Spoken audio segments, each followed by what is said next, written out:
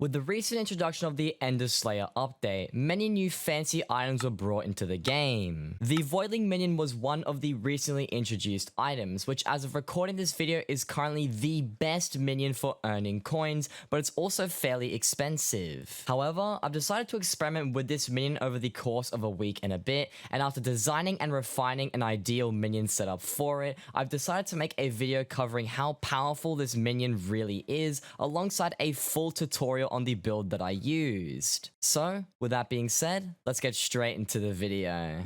Okay, so the first step you want to do before building the entire Voidling minion setup is at least marking out the hopper system that you are going to be using. For my build in particular, and if you are going to be following along with this video, I'm going to be using a 9x9 hopper area, which in total does round up to 81 hoppers just for this top part here, and I'll show you guys how to build the storage unit later on in the video. But it's important that before you start any kinds of these builds, you want to make sure you have this thing at least marked out, because that way you'll know exactly where to place the rest of your setup, and we'll mark it all in reference to the hopper system. So after you've marked out the area where the hoppers are going to be, you want to come in 4 blocks from the right or the left or wherever it is and mark the center of your build. And after you have marked the center of your build, you want to build up 108 blocks all the way up into the sky, because 108 blocks is the perfect amount to have voidlings falling down to their death but not taking too much damage where you are wasting efficiency.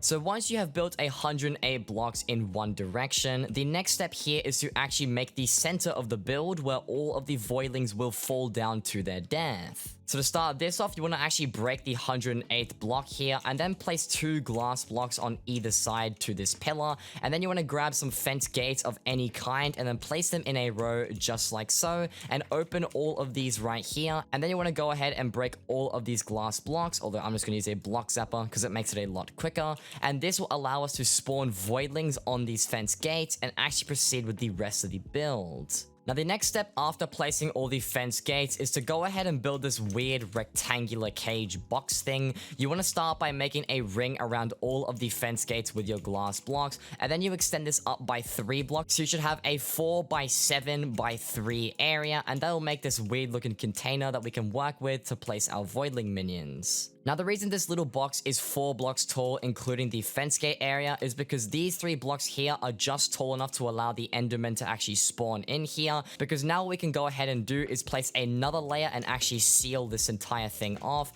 And now what we can do is we can stand freely on top of this little cage area, while the minions will be spawning all the voidlings down there in that little compartment we made, and it will make it a lot easier to collect the minions with the rest of the build that we have to make. So once we've created this weird box formation thing, the next step is going to be adding the area that will actually allow us to collect the minions with ease. So the first thing you want to do is come out by placing a glass block in the corner here, and then place a block directly above that, followed by some glass panes that come off of the side here.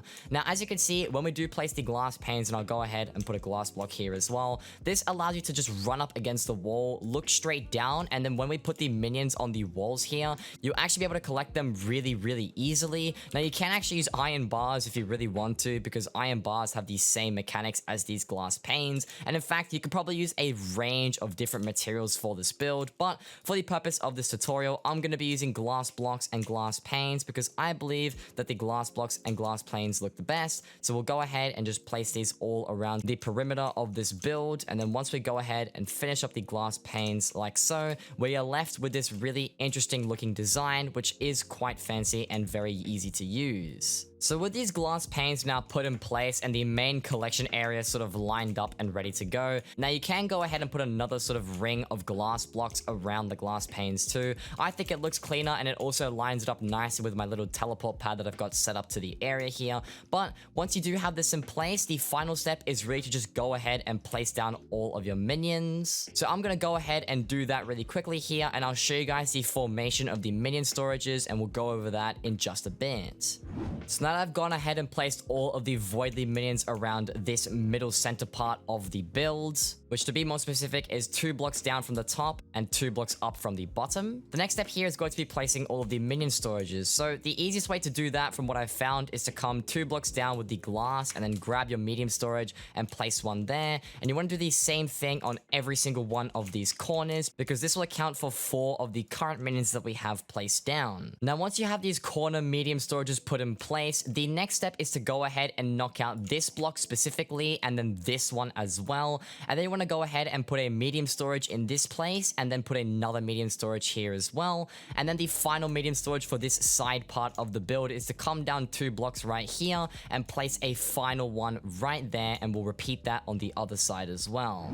And with both sides now having all the medium storages adequately placed, now it's just about alternating medium storages either on the wall here or having them come down on the side. So as you can see, if we have a medium storage placed on this minion, that means we've got to come down and put one over here on the other side. But then we have to alternate it and place one in this spot instead. So we'll go ahead, break the glass block, put another storage there, followed by another one that comes down from the ceiling. And then we once again break this block here, place a medium storage, and then come down from the top and place another one. And then if you go ahead and repeat that for the other side here, that is pretty much the entire build. So as you can see, it is really compact. It's very easy to work with. I'll give you guys just an undershot so you guys can see it fully in action. If you're curious to see what the storage setup looks like, that is what it is right there. With the fence gates, of course, being able to spawn all the voidlings very nicely. You also do not need any carpets on these blocks here where you do have the collection system. I actually learned that from the previous tutorial. The carpets don't actually do anything, and there's no need to do that. Now you can actually tweak this build even further if you want to. It's fully expandable, and you can move it out either to the right or to the left. This one in particular only houses 20 minions because I've only gone ahead and crafted 20 voidling minions. But if you want to house all 30 minions, you can do the exact same thing and just extend it out in one direction. Or you can even turn it into a collection farm by actually removing the fence gates down there and putting full blocks, because that'll just spawn the voidlings in the actual minion setup. Then the voidling minions will take them out for you, and then you can actually collect them after AFKing for maybe a couple hours, and that'll help you get your mining collections up if that's something that you really want to do.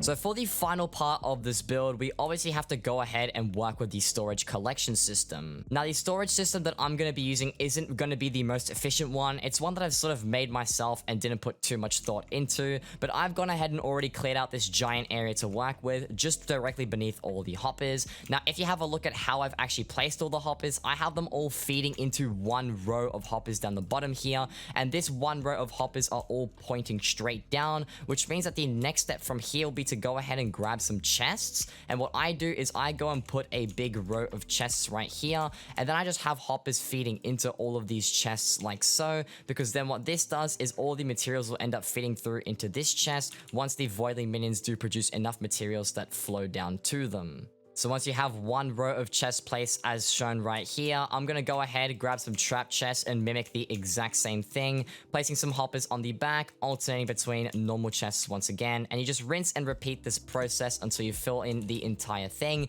and that should pretty much be it for the entire storage system.